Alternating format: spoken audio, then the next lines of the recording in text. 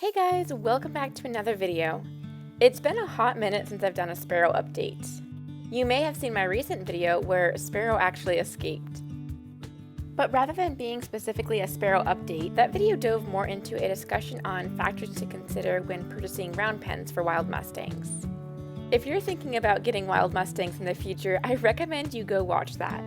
Today, I'm going to be providing a few more updates on Sparrow, including a big one, getting that halter on. Let's go ahead and dive into it. In her last training update, Sparrow left off with us finally removing her tag. That was such an exciting moment. Since then, she did take a bit of a break. Like I mentioned in a previous video, I was planning on starting Jaeger a little bit later, but he was so ready to go that I switched my focus from Sparrow to him.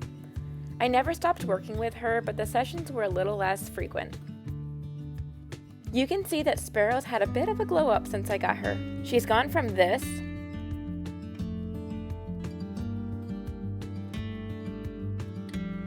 and is now a pretty little buckskin, though she still has some cleaning up to do. Once I started working with Jaeger, I did continue to do positive reinforcement with Sparrow, specifically teaching her how to target her neck and her shoulder.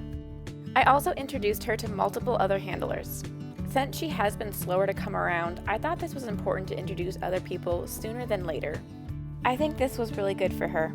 With other handlers, she practiced targeting her nose, jaw, forehead, ears, neck, and shoulder. She would also practice doing each of these targeting points with a 10-second countdown.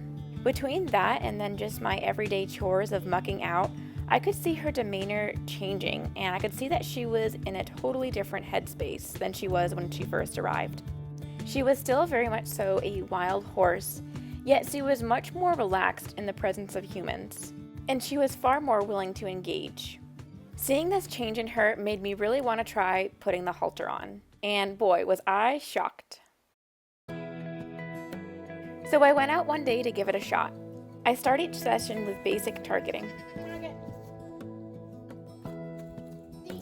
And then I reviewed her different target points.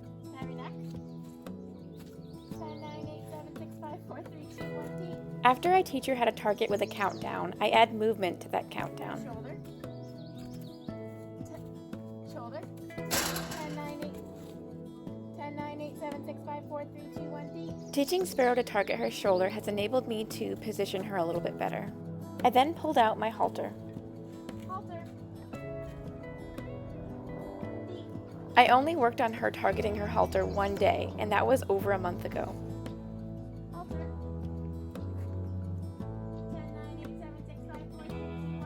Once she targeted her halter, I used the countdown to slide the crown piece up. I saw how well she was doing and decided to go ahead and try the haltering. I knew I would have to halter a different way than I did with Merlin and Jaeger, so I tied a loose knot in the halter.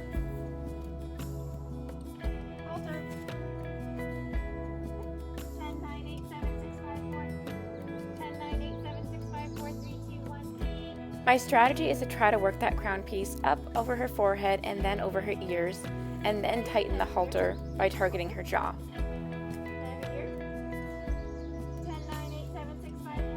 What a completely different horse I had. This took less than 5 minutes to get the halter on for the first time. I've only cut a few time gaps out, but you're seeing every single interaction with her I'm having. I started by asking her to target her jaw, but then realized I needed to reposition her, so asked for the shoulder instead.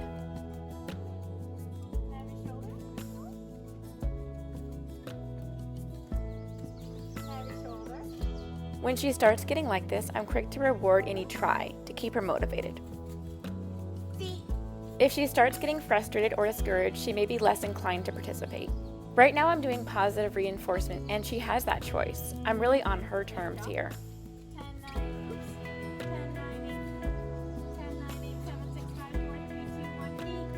You can see how I've now been able to get the halter on through the targeting of various body parts and through a countdown. If I didn't know better, I'd say someone switched my wild Mustang here. She's still very wild, but in a totally different headspace. I'm really stunned. If you're new to my channel, I encourage you to go back to the Sparrow playlist to the older videos and see where she's coming from, because this is totally different. I think it's taken about 4 months to get here, but maybe she just needed that time. I'm curious if anyone else has had a similar experience with a wild Mustang.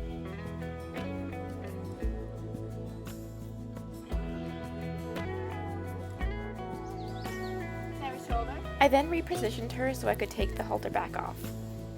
8, 7, 6, 5, 4, 3, 2, 1, D. The halter sliding off behind her ears is quite the contrast to when her tag came off. 3, 2, 1, D. I went on to halter her a second time, as I always do on their first day of haltering. And this is where my phone died, so we're going to call it quits right about here. But now that she's haltering, I'm planning on switching over to negative reinforcement for leading, and you'll probably see that in her next video. Thanks for watching, I'll see you next time.